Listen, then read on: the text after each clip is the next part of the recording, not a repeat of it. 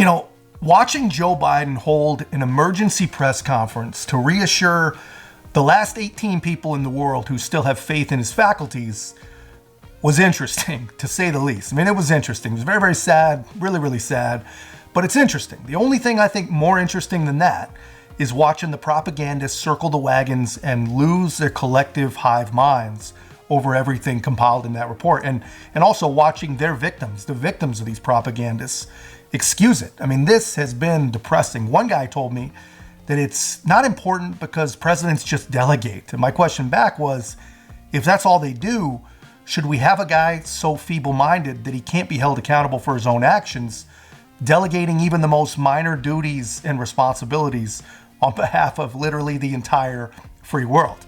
I don't think so. I think that question basically answers itself. But if that can't answer itself, maybe this president can answer it for you. I'm of the view, as you know, that the conduct of the response in Gaza, in the Gaza Strip, has been over the top. I think that, as you know, initially, the president of Mexico, Sisi, did not want to open up the gate to allow humanitarian material to get in. I talked to him. I convinced him to open the gate. I talked to Bibi to open the gate on the Israeli side.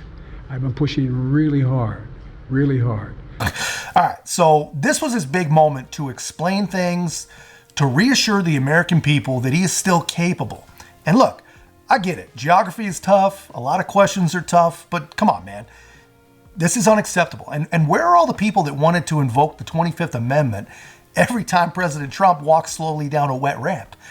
Where are those people? And how can those people possibly explain away this kind of stuff? I mean, every single thing about this situation is exactly why the 25th Amendment exists. Now, obviously, I do not want a Kamala Harris presidency, but I mean, here are the facts, the way I see them. With everything going on in the world, we are in a very, very dangerous situation.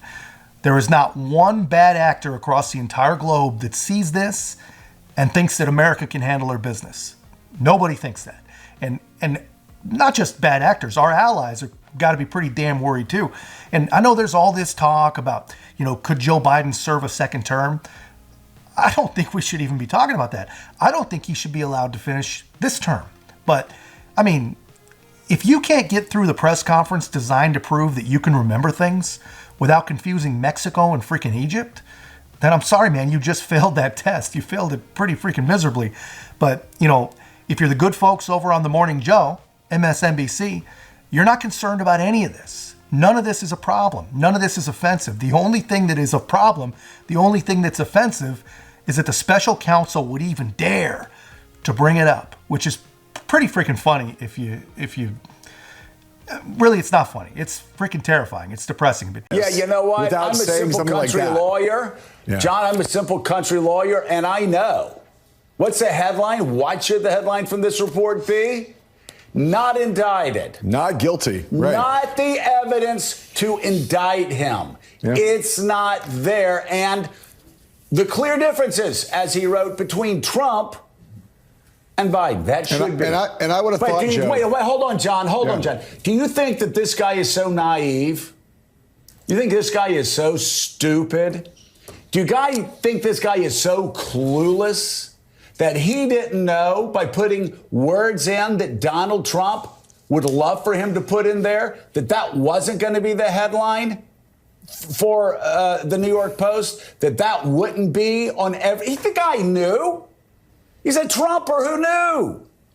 This is quite the combination. Simple country lawyer Joe Scarborough is so incensed that the federal government would dare disclose things he's been carefully concealing from his victims for years now, that he mixes his faux outrage with some pretty hilarious attacks. So the special prosecutor is naive, is stupid, is clueless, is gratuitous, and doing the bidding of Donald Trump. He's a Trumper. Who knew? His exact words.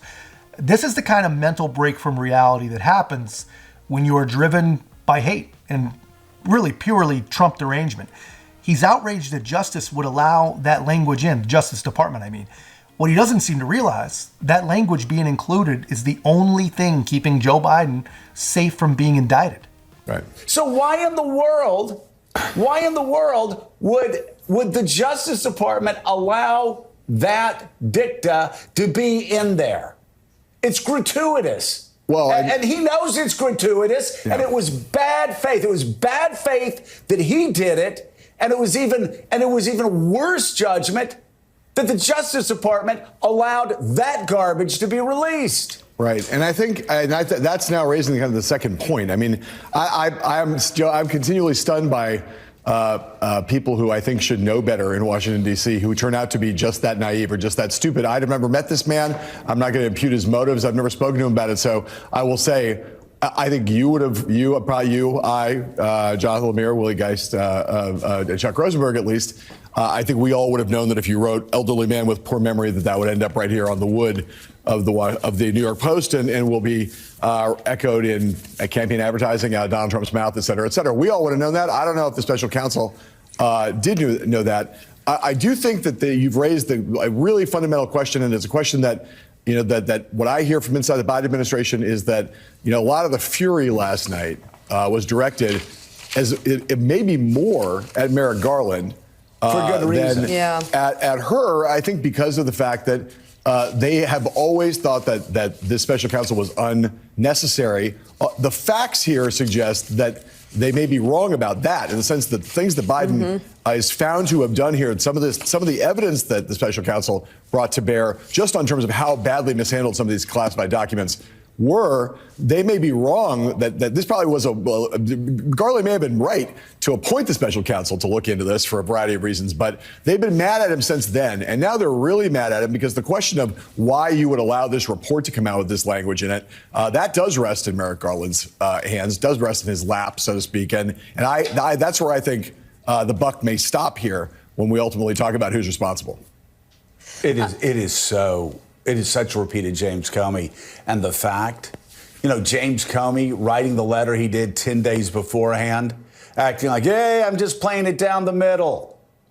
Really? And for Merrick Garland to not learn from 2016 that actually when you're involved politically, when you're involved in a political a situation like this, that you don't actually take care to be careful at what you do. Well, he didn't. Comey didn't. Her just like Comey decided, I want to put myself in the middle of this campaign. Yeah. Is that not freaking amazing? I mean, the guy is 80 years old, right? And it's just my opinion. Let me know in the comments if you agree, but I don't think he was ever anything special. I don't think he was ever anything really remarkable. He's just a tired, old world segregationist who was able to find a way to survive in Washington. Really, probably the most naturally dim but politically intelligent person that ever existed in Washington, D.C. But so even if we concede that he used to be amazing, that day is gone. Long, long, long gone. And that's what makes all this so crazy to watch. I mean, these people have watched the decline. These people have concealed the decline for years now. And they just can't come to grips with what is happening. And really, they can't come to grips with what has been done with their help. They're responsible for all this. They are the reason that we're in this mess in the first place. And they just cannot come to terms with that. I mean, this is why almost no one really believes a word they say anymore. More people believe Joe Biden is capable than believe anything MSNBC has to say on any topic. But that's just my take, guys. Let me know your thoughts in the comments. And if you haven't already, please be a part of the channel's growth. Make sure to like, comment, subscribe. Most importantly, share the channel. I'll see you in the next one.